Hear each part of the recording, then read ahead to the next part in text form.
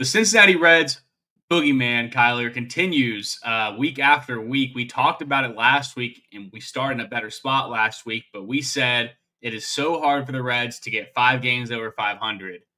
Tough week of baseball, but some redeeming stuff to talk about as well. We got Andrew Abbott, some good baseball coming from some players. Other ones, of course, are struggling just a little bit, but a lot to talk about here over the last week of baseball here on Reds Access.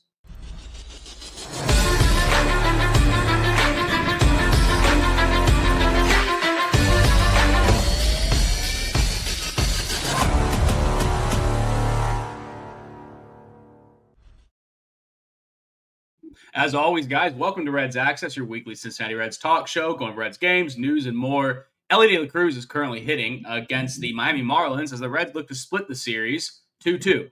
We talked going into the series of the Marlins and the Phillies that the Reds need to play some good baseball and come 5 games over 500 into the break.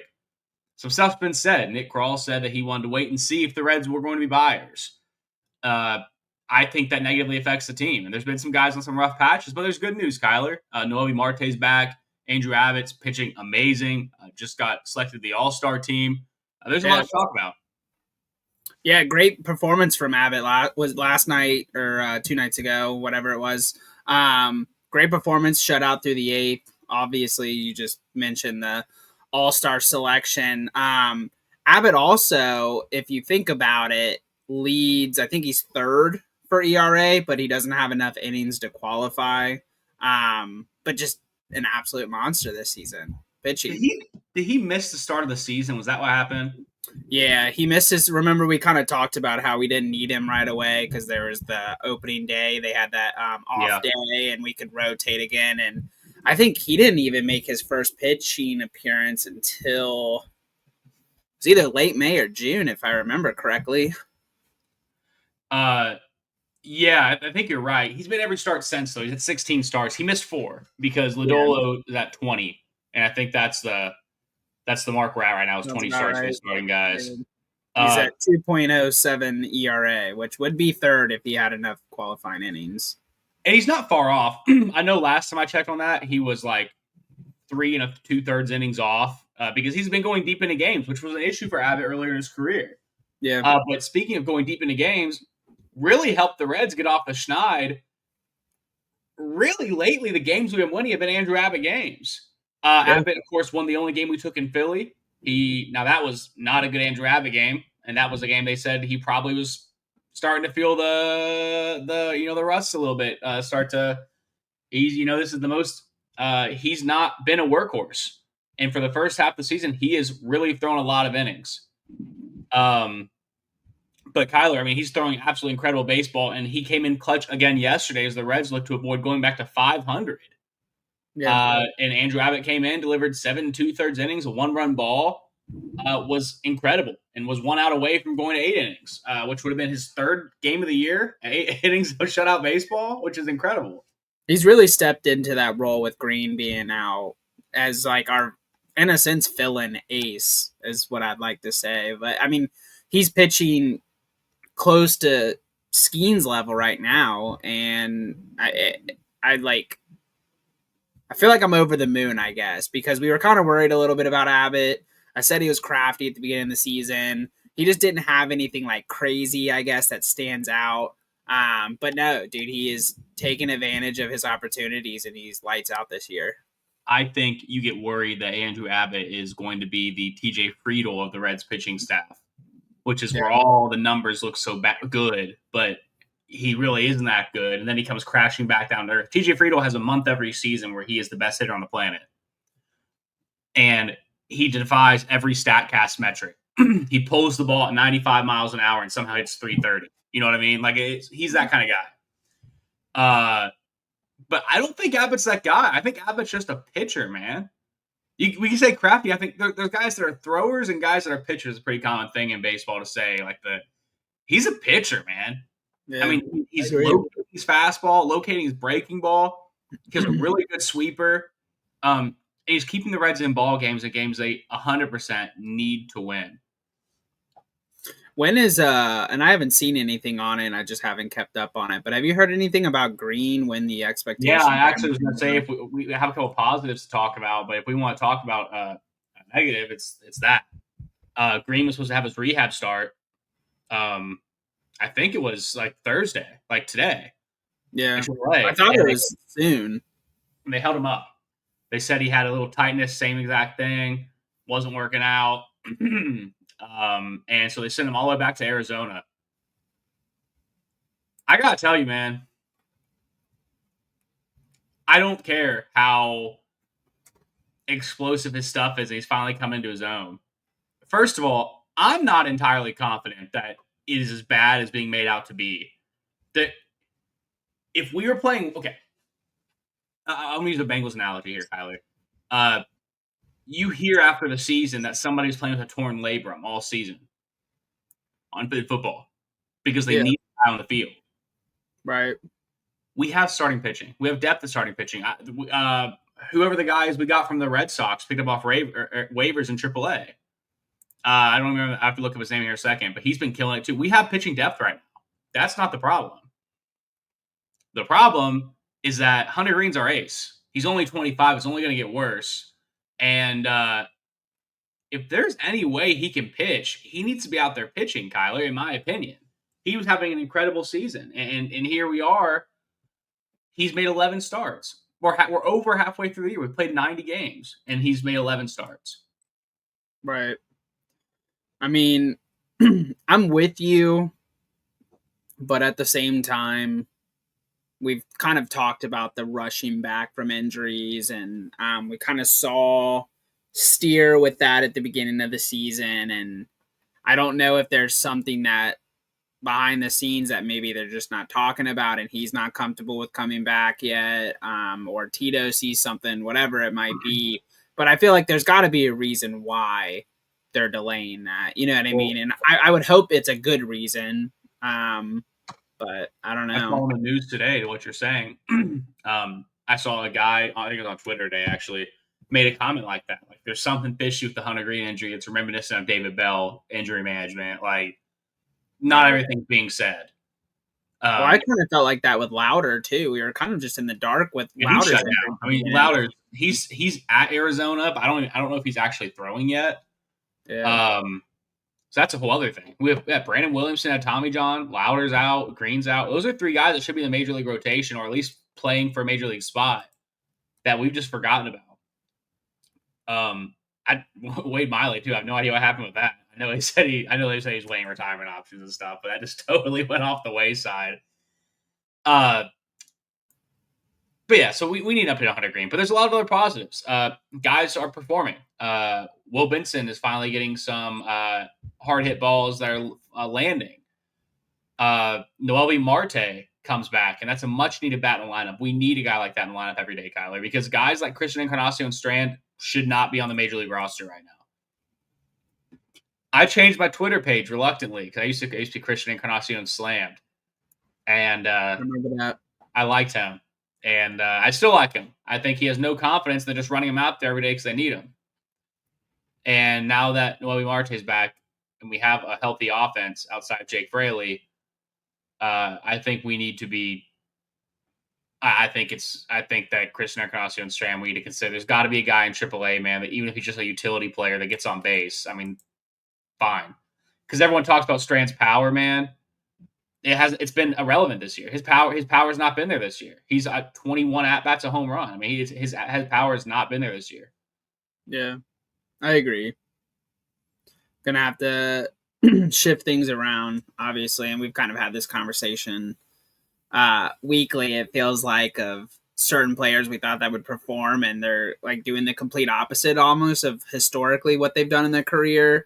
Mm-hmm. And then we've had those people that we've picked up that we didn't think much of that are actually performing. Like Trevino pitched the other night. They said something about he threw some like mystery pitch at like 60 miles per hour. He throws a knuckleball. Yeah. That was like, yeah. So it's been a weird season. I don't know if you like kind of feel, and it might just be me, but I feel like this season has just been weird. And it could be just new management with Tito, but I feel like we're in the dark on things. There's players that don't perform that used to perform. Like it just feels like everything's opposite almost. This is the worst above 500 team I've ever seen. Yeah.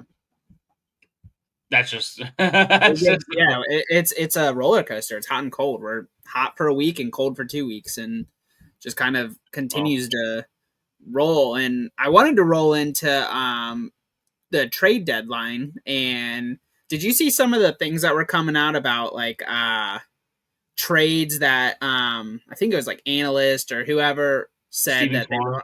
they want Kwan, and then what was the other one? Was it Buxton?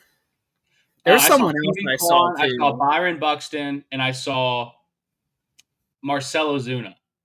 Okay, I didn't see him. I saw Buxton and Kwan. Ozuna was on the Kwan article. It was like at the bottom of it. They were like, if that doesn't work out, here's a guy. It was actually funny. I thought about our conversation last week when I was reading that article because Marcell Ozuna, it said his swing path is going to play great in hitter-friendly GABP. I remember our conversation last week talking about how it's not hitter-friendly.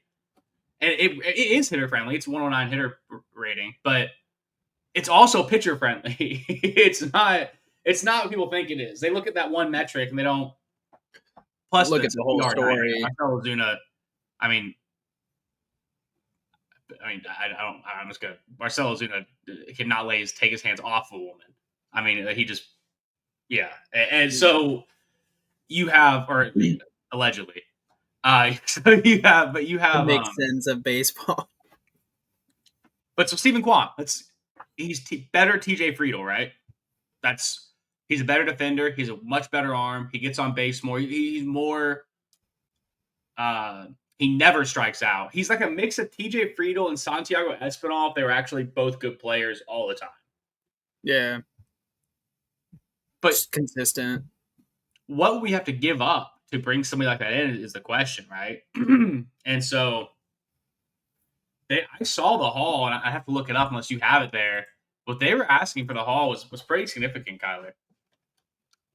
Let me see. I have a post here I'm looking at. It was Sports Illustrated, right?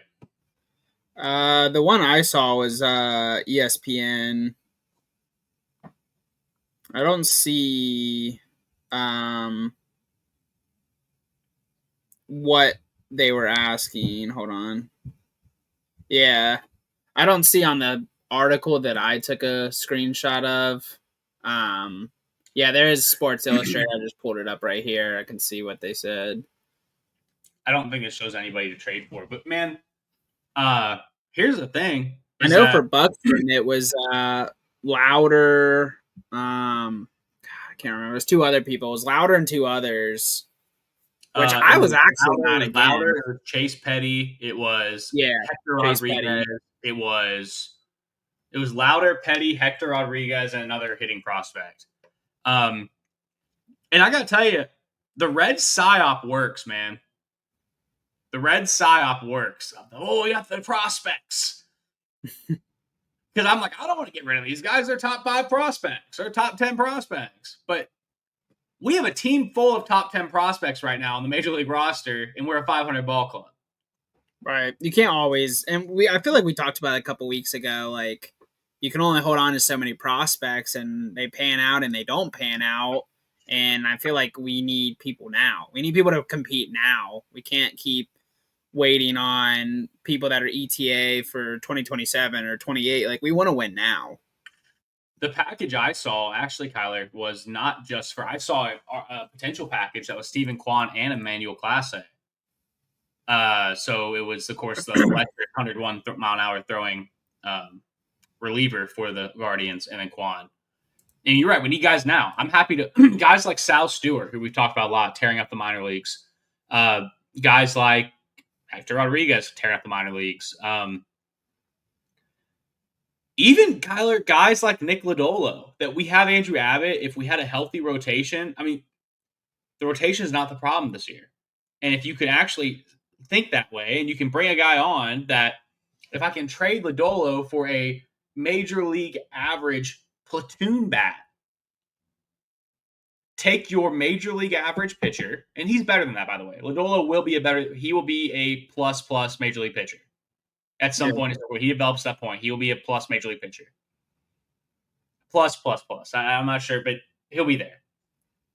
Chris Sale light, is what I think Sam LaCure said on the broadcast tonight. Which, totally aside, by the way, I do not like Barry Larkin on the broadcast anymore. I just don't. Really? I get tired of listening to Barry Larkin talk. Put anybody else in the booth, man. It's so much more enjoyable watching a Reds away game because Cowboy Jeff Brantley's in the box. Yeah. Anyways, take your average to plus pitcher and trade him for an average hitter. Yes, the team got marginally worse on paper, but we have 3 guys hitting right now that shouldn't be everyday starters. Now, McLean's on a little cold streak right now, but overall in the last in the month of June total, let's see here, batting stats for 2025. In the month of June total, he hit 287 with an 804 OPS. So not mad. Like let the guy cook. Like there's no okay, sure, you do you, Matt McClain. I'm not. But there are guys. There are guys like Tyler Stevenson that are playing very poor baseball right now. And if they had not been hurt and been playing every day, they'd be leading the major leagues in strikeouts right now. There are guys like Santiago Espinal who continues to get playing time despite the fact Noelvi Marte's on the roster. Yeah. I do not understand that. Yeah, I thought Marte was going to kind of regain, I guess, that spot. So, yeah, I'm not sure on that either. And Steers, he's rocking up towards an average bat. I mean, so you have Trevino above average as a catcher and a hitter right now. Steer, major league average. De La Cruz above average. Hayes above average. Friedel above average. Lux above average. But you have guys that aren't. Will Benson's an average major league bat. I still have so much faith in Will Benson, man, to put it together. But he's now 27. He's not super young anymore. Like he's got to put together at some point sooner than later. He's just so unlucky this year. He really has been hitting the crap out of the ball. But my point is, Kyler, you're right. We have holes. We have, like I said, Espinal. Yeah, but really those holes are mainly on the offensive and positional play, in my opinion. Right, exactly. So right, like, and then we didn't even talk about Pagan, which he's, I think, I pulled it up here. Let me look just to make sure. He's holding batters to a 154 average, so 21 out of 136 at bats, which is the lowest among NL pitchers with at least 100 batters faced. So, like, I feel like from start to finish, pitching has been great. I mean, there's those obviously points the other night. I think we were 12-2 or whatever lost, but we really need to focus on the hitting and positional play, and buffing that side up. But just like you said, like Espinal instead of Marte, and I feel like we've talked about it, but I feel like the Reds have to make a trade. Like we have to bring someone that's ready to play now, MLB or major league level, can hit and can produce. I saw a couple things. I saw the 2025 Louisville Bats have a hitter that is really Santiago Espinal plus. One second here. Let me pull her up. Yeah. So his name is Francisco Urbaez, who has never played Major League Baseball. He was drafted by the Reds at 23 years old in 2021. And that's 1 year he went from single A all the way to triple A. Every year since, he's floated around double A, triple A. This year, Kyler, he's hitting 307, 376, 452, OPS at 828. He does not hit home runs, but he gets on base a lot. And he's got on base every year he's been in the league. And say the guy loses 100 points of OPS, Kyler, which is the general norm going level to level. Man, I don't have to tell you that guys like Santiago Espinal have an OPS of 583 right now. So yeah, it's the hitters and it's the platoon guys that need to get better. And if you're not going to bring up a guy that I think is probably ready to do that, you got to go get somebody. And Quan's a good response for that. but you need an infielder. And what team is trading infielders? Right. Who are you going to go get? Yeah. I saw DJ LeMahieu got replaced, but the reason why the Yankees released him wasn't because of his hitting, it's because of his fielding. Yeah. So where do you go? Yeah. What it goes back to just like the management, and I feel like if you're not a top prospect, we're not really using you to your full advantage unless we absolutely have to based on injuries or whatever it might be. But it feels like we as an organization just prioritize having these top draft picks. And we like to just kind of bring them up slowly when we're ready for them and then trade them when we can't afford them anymore. It's just like a constant cycle. But yeah, I like where your head's at. I like that there's people within our organization that might be able to be brought up and perform better, and we're not doing that.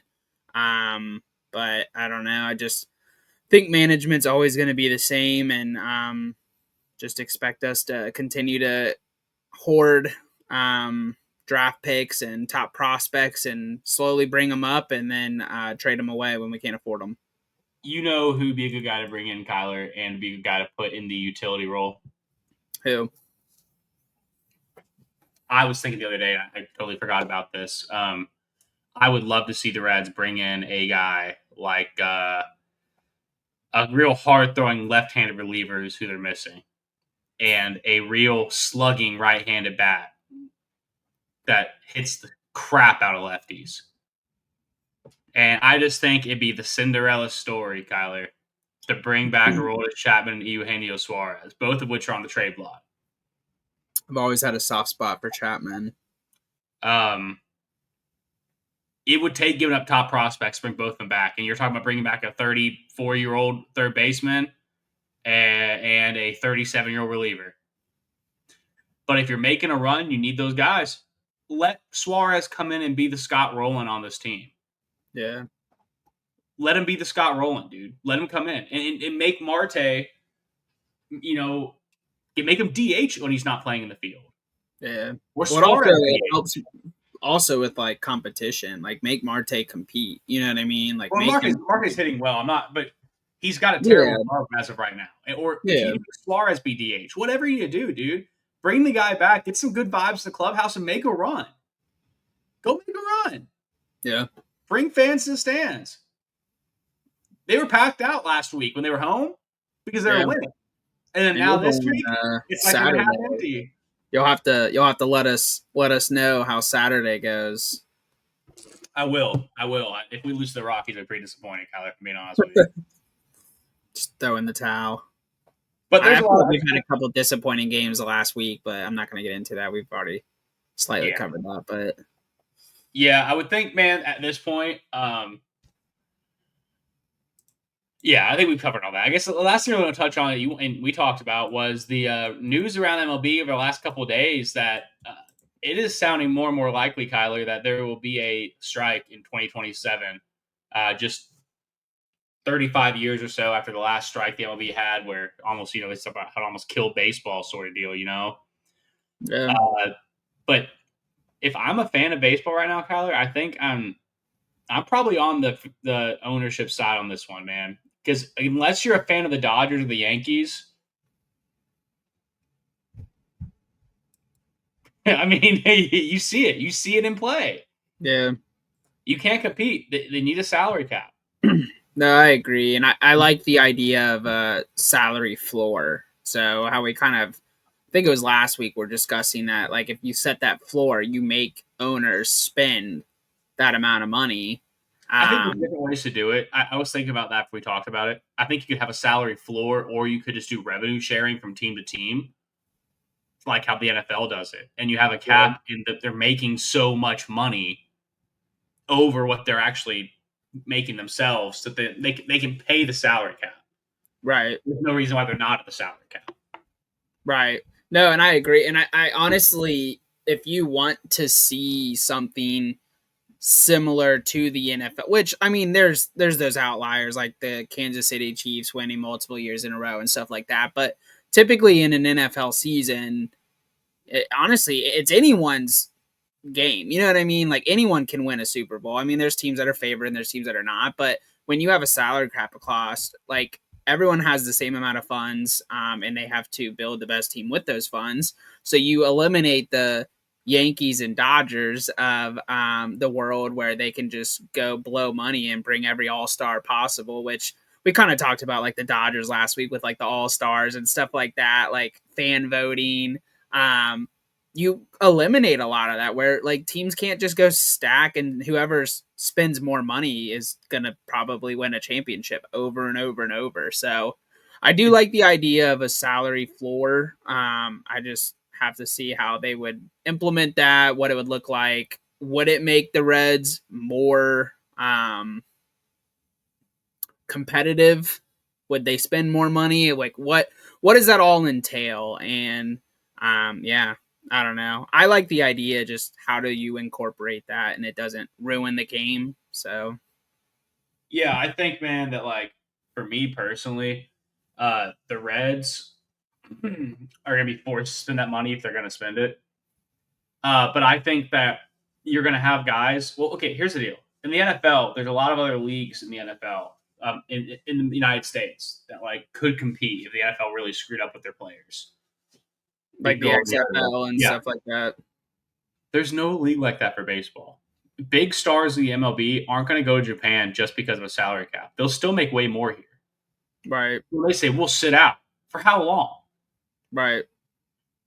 I mean, really? Are you just going to not make money for years? Is that the right? I mean, you're gonna make a small group of people upset if you think about it, but in the grand scheme of things, baseball's not going to stop because there's a salary cap and someone wants to sit out because of that.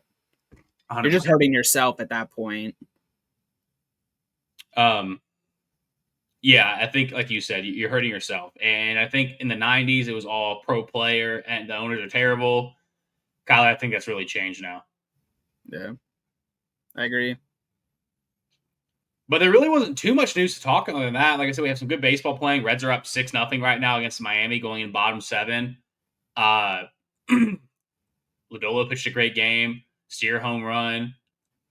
We continue to play decent baseball. 500. Here's the deal.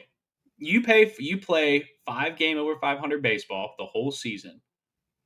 Make a move at the deadline. Get into the dog days of summer, into August. That is when teams start making runs. Get hot once. And that's you just got to stick around. You just got to stick around and hope, right? Yeah. So we'll see. We'll see what the Reds do. But they got a big week this week, Kyle. They got 3 games against the Rockies. Then we go to the All-Star break, right? Or we got, Rockies, Rays. We got Rockies, Rays, and All-Star break. So let's take, we talked about winning 5 of the next 7 games. Let's do it. Let's win today. We're up 6-0. And let's go sweep the Rockies. And no matter how bad the last week was, we're doing exactly what we thought we were going to do going into it. I would have wished we would have finished 500 against the Phillies and the who was the other team played? Now you got me drawing a blank. Hold on, I can pull it up.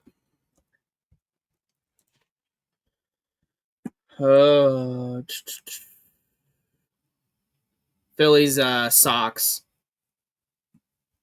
Yeah, right. So I would have wished that they would have played Padres, Red Sox, Phillies, and then we went into Marlins. Right. So I wish they would have put better against some of those other teams. But at this point, man, who cares? It's all good. We're fine. Yeah. Let's get out there and let's play good baseball now. And let's just continue playing the way we're playing. And we'll wait and see. We'll wait and see, man. We'll see what kind of baseball the Reds end up playing. And if they stay around this level, then we'll be fine. It's good. The thing is, it's the most infuriating 500 team I've ever been a fan of, because it's some days you're like, oh God. I think Zach Kozar put it really well, Kyler, to sum up everything here. He said when the Reds are playing their A-level baseball, they can destroy any team in baseball. This team's playing well. Oh yeah, we can beat anyone. But when the Reds are playing their C-level baseball, their C-level baseball is not good enough. I agree. But we'll see you guys next week. We're going to talk more baseball, talk what the Reds are looking like then as well, talk about the last couple of games, where they stand going in the trade deadline. We should be heading into should be the All-Star break next Tuesday, Kyler. Yeah. So we'll be able to talk about the Home Run Derby, the All-Star game, a starting lineup on the All-Star game, hopefully. we'll get into it. We'll talk about what we're going to target the deadline. We'll probably have some. Let's put some players together. I think for who we really should go after because I think we should do a chart. Yeah, throw a chart on that. He gets on base. we got to recreate Joey Votto in the aggregate. Oh, Santiago Espinal pinch hit for Noelvi Marte. Are you joking me? I need you to get on base and score. I want you to know that, Tyler. What is it? Santiago Espinal for Noelvi Marte. I'd much rather have Marte hitting. Yeah, everybody would. Anyways, until next week, guys, it's Reds Access. We'll see you all next time. Go Reds. Go Reds. See you.